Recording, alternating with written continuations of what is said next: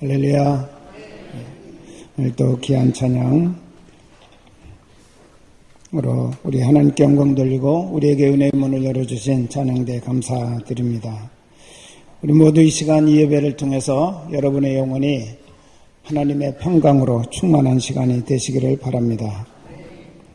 2018년 우리 민족 고유의 명절인 추석을 맞이하면서 우리 성도들 모두가 오늘 요셉이라는 신앙의 인물이 받았던 담을 넘는 축복을 받아 누리시는 복된 기회가 되시기를 바랍니다. 요셉이라고는 말 뜻은 더한다, 즉 플러스라고는 뜻을 가지고 있습니다. 그의 인생은 축복이 더해지는 인생이었고 그가 가는 곳에는 언제나 은혜가 더해지는 삶이었습니다. 오늘 본문은 그의 아버지 야곱이 임종을 앞두고 그의 12아들들에게 예언적으로 축복의 말씀을 하는 내용 가운데 특히 요셉에게 주시는 축복의 말씀을 우리가 봉독했습니다. 놀라운 사실은 이 시간이 지난 다음에 아버지 야곱이 아들 요셉에게 주셨던 이 축복의 예언의 말씀이 그 후손들을 통해서 그대로 성취되었다고 하는 사실입니다. 오늘 우리 사랑하는 성도님들도 정말 자녀들에게 꿈을 품고 믿음으로 기도하며 선포하시는 여러분 되시기를 바랍니다. 요셉은 야곱의 12아들 가운데서 유다와 더불어 가장 많은 축복을 받게 됩니다. 저는 오늘 이 본문의 말씀을 읽으면서 정말 이런 기도를 우리 하나님 앞에 드렸습니다. 주님, 나에게도 이런 복을, 우리 교회 모든 권속들에게도 이런 복을, 또 우리 몸된 교회에 이런 복을 주셔서 정말 이 시대에 하나님께 영광 돌리고 하나님의 뜻을 성취하는 삶을 살게 하옵소서. 성경에서 요셉의 생애만큼 감동적이고 드라마 같은 생애를 산 사람도 아마 드물 것입니다. 그 생애가 너무나 아름답고 또 귀하고 모범적이기 때문에 예수님의 예표라고 이렇게 말하기도 합니다. 이런 요셉에게 하나님은 어떤 축복을 약속하고 계십니까?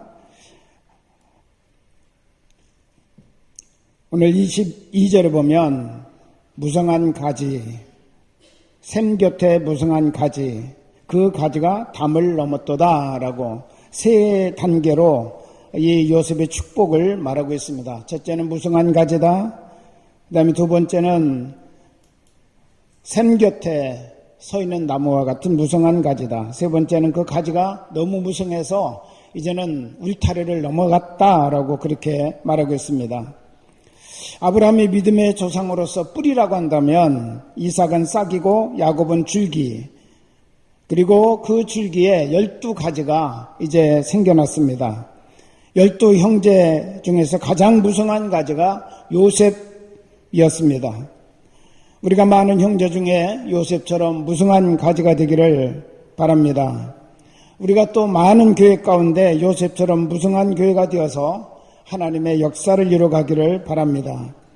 여러분이 운영하는 모든 사업체가 요셉처럼 무성한 그런 가지처럼 번성하는 그런 사업체가 되기를 우리 주님의 이름으로 축복합니다.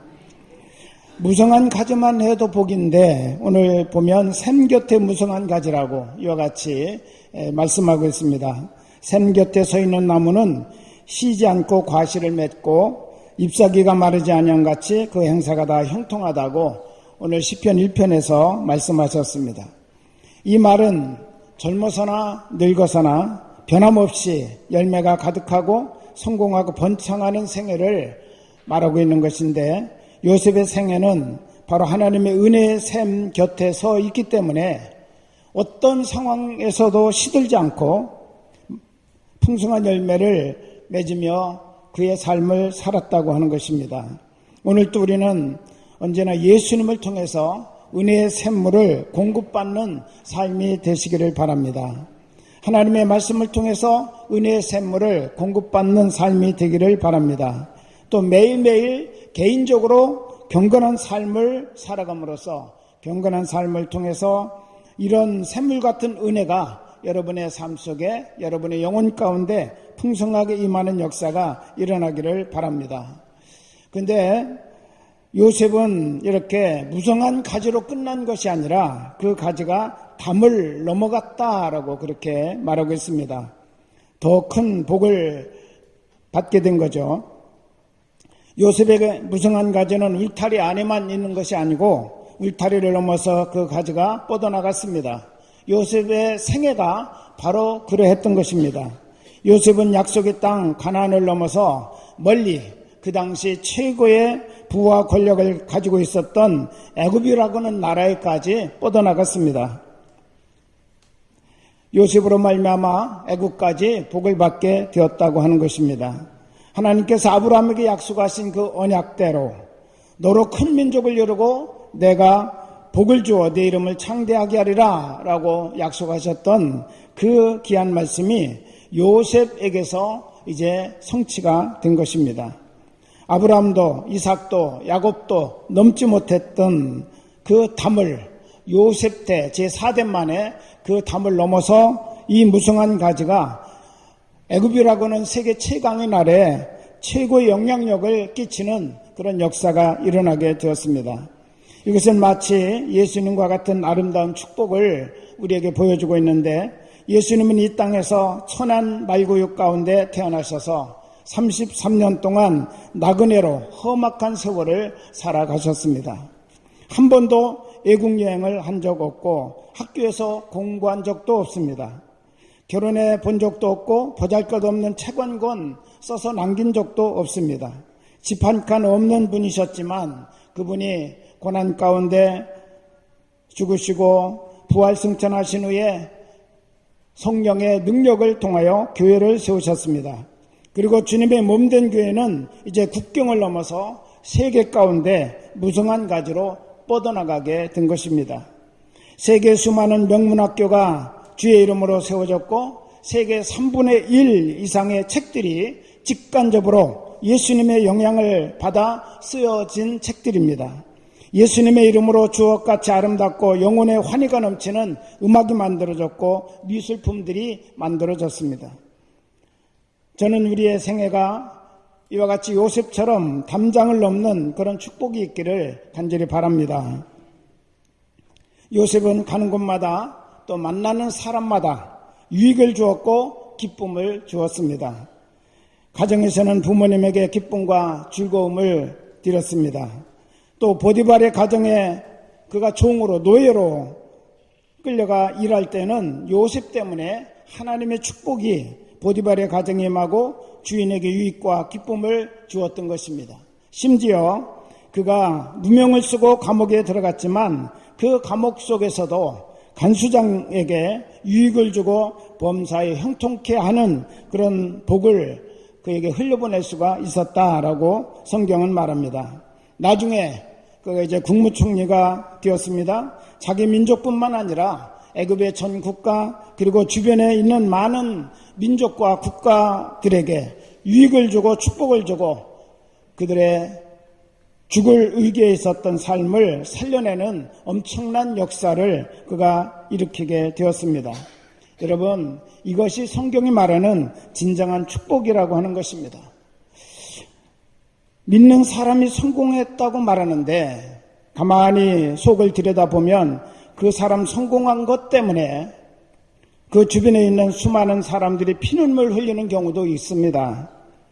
또 주변에 있는 많은 사람들이 고통받고 손해를 입는 경우들이 있습니다.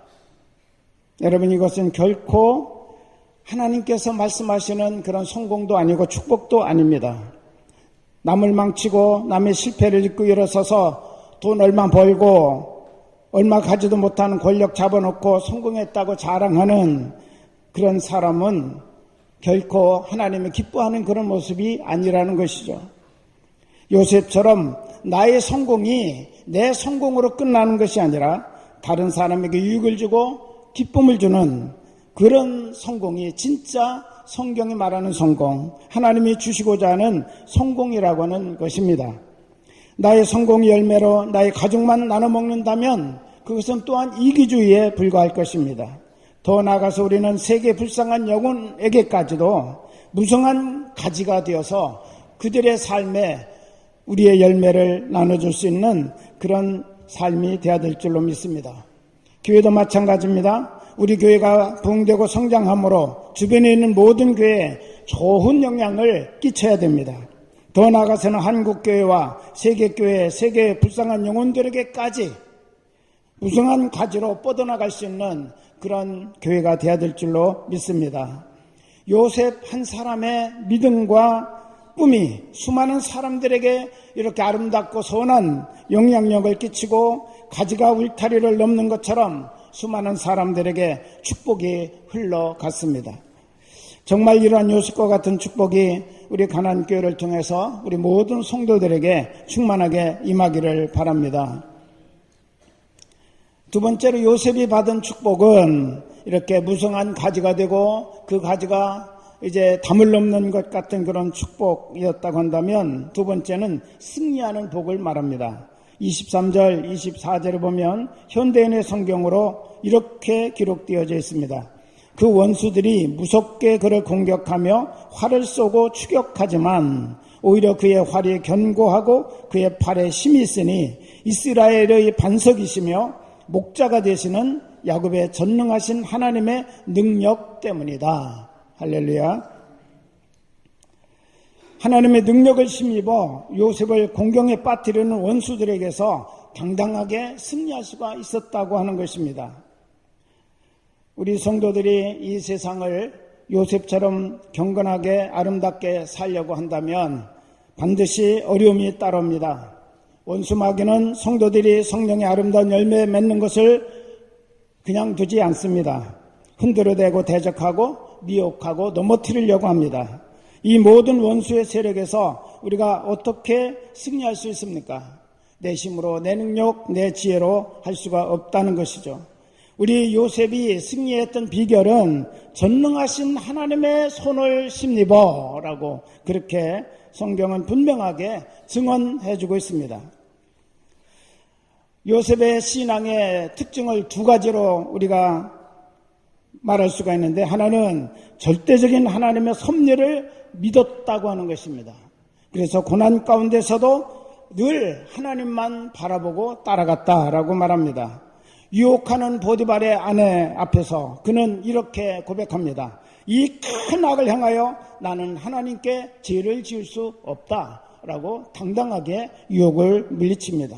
늘 하나님이 나를 보고 계시고 나는 하나님 앞에 서 있는 존재다라는 것이죠. 그래서 늘 하나님을 바라보고 사는 그의 신앙이었습니다. 그가 나중에 국무총리가 되어서 자기를 찾아온 형들 앞에서 그는 이렇게 고백합니다. 하나님의 생명을 구원하시려고 나를 당신들보다 먼저 이곳에 보내셨습니다.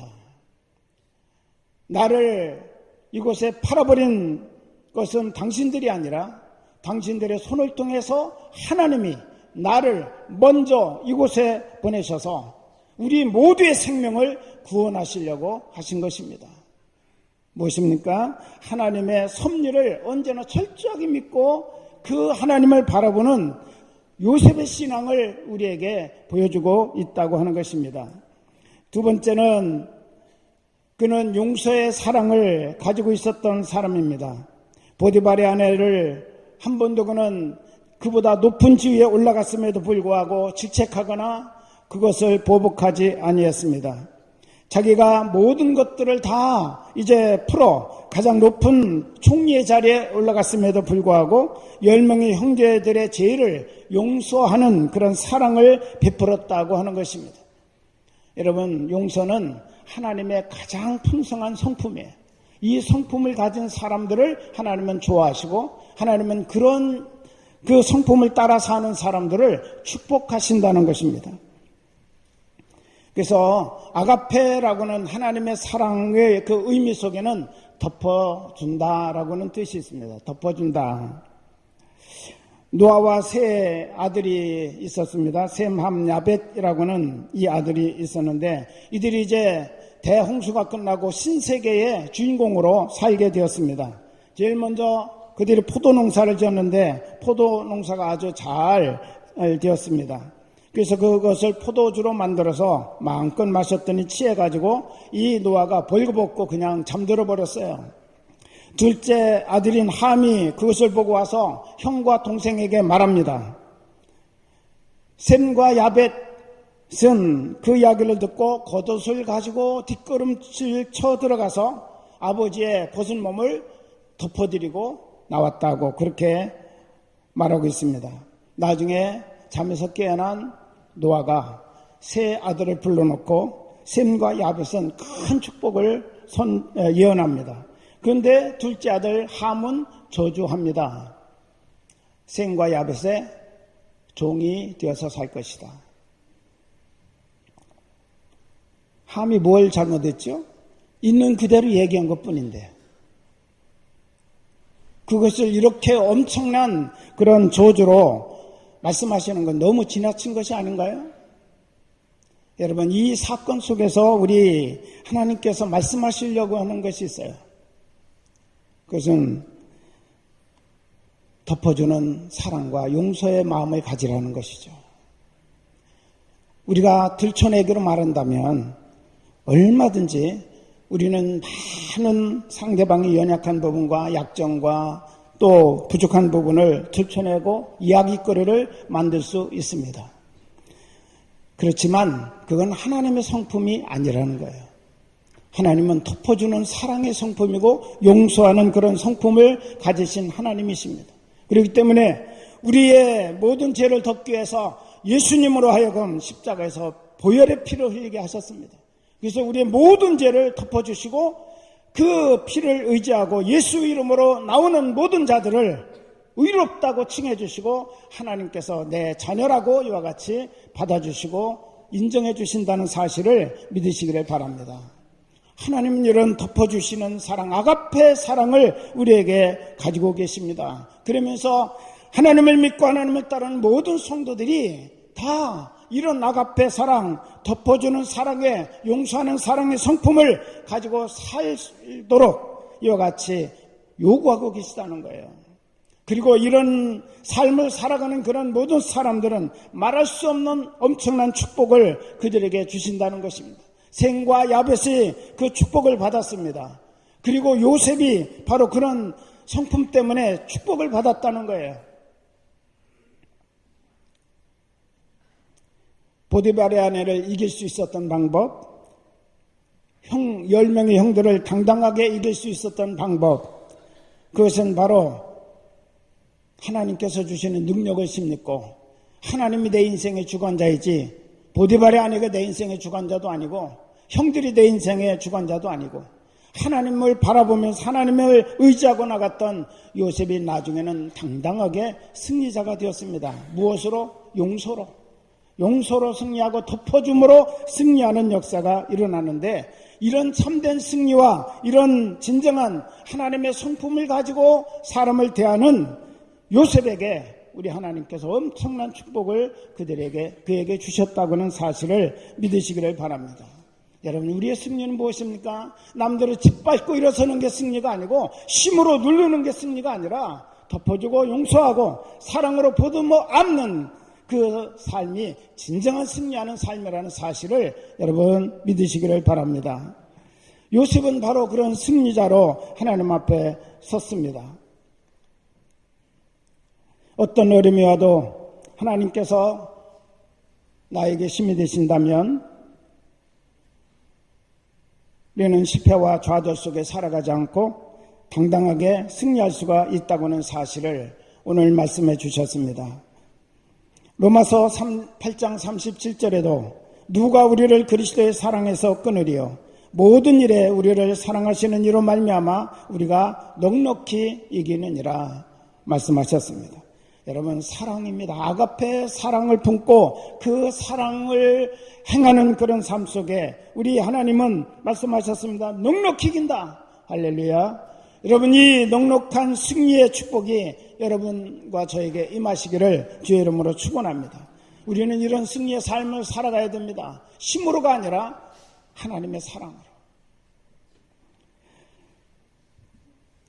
24절 25절을 보면 하나님에 대한 명칭이 5가지가 나옵니다.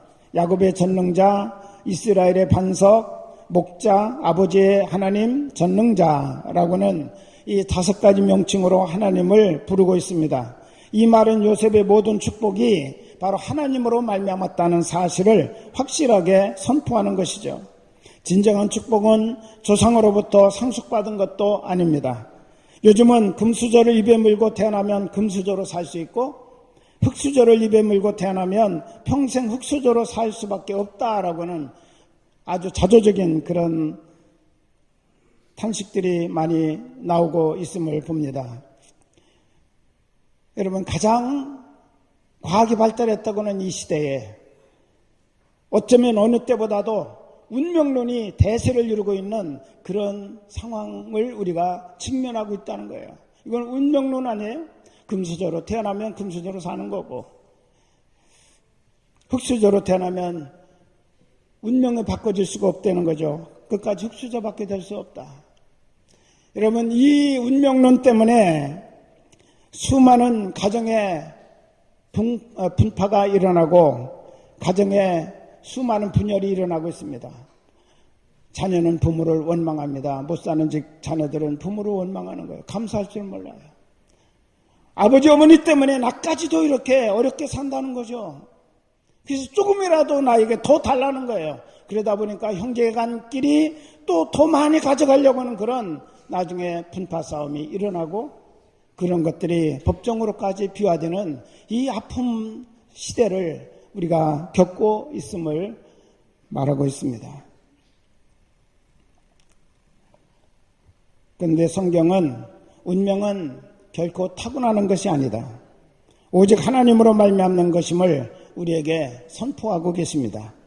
요셉은 하나님의 도움을 통해서 그는 놀라운 부의 축복을 받았고 그의 운명은 완전히 새로운 그런 삶의 역사를 창조한 것을 우리에게 보여주고 있습니다. 하나님이 그에게 준 축복은 구체적으로는 위로 하늘의 복, 아래로 깊은 샘의 복, 그리고 세 번째는 젖먹이는 복과 태의 복, 즉 자녀들에 대한 복까지도 아울러서 우리 하나님께서 말씀하고 있습니다. 그의 축복은 평지에서 높은 산이 우뚝 솟아오르는 것 같이 태산 같은 그런 축복이 임할 것을 그에게 말씀하고 있습니다. 형제들보다 뛰어난 축복이 그의 머리 위에 임하게 될 것을 약속하고 계십니다. 실제로 요셉 자손은 한 지파에 불과하잖아요. 요셉이라고는 이름 한 지파에 불과합니다. 그 12아들이 한 지파씩을 다 차지했기 때문에. 그런데 요셉은 자기 이름은 빠지고 두 아들 에브라임과 므낫세라고는 두 아들이 12지파에 들어갔어요. 가나안 땅에 들어가서 땅을 분배받을 때 요셉은 두 지파의 몫을 받게 됩니다. 그런데 두 지파가 아니었어요. 므낫세라고는 이 아들은 강 건너편에서도 한 몫을 받고 강 이쪽에서도 한 몫을 받았기 때문에 실상 요셉 지파가 받은 몫은 다른 형제들보다 3배를 받았다는 거예요. 우리 하나님께서 약속하신 축복이 그대로 그 후손들에 의해서 성취된 것을 우리에게 보여주고 있습니다. 사랑하는 여러분, 이번 추석 명절을 맞이하면서 우리 자녀와 가족들에게 마음껏 믿음과 꿈을 가지고 축복하시는 여러분 되시기를 주의 이름으로 축원합니다. 그리고 우리가 서로 모였으면 아름다운 아가페 사랑이 나눠지는 그런 모임이 될 수 있기를 바랍니다. 용서하고 덮어주는 아가페 사랑이 나타내는 시간을 가져서 정말 하나님의 보시기에 아름답고 요셉과 같이 복과 은혜가 더해지는 그런 가정으로 세워지는 기회가 될 수 있기를 우리 주님의 이름으로 축원합니다. 이번 추석이 정말 하나님의 말씀처럼 아름답게 이루어지는 그런 추석 명절이 되고 우리 모든 가족들이 다 기쁨과 감사함으로 하나님 앞에 설 수 있는 복된 시간이 되시기를 우리 주님의 이름으로 축원합니다. 기도하겠습니다.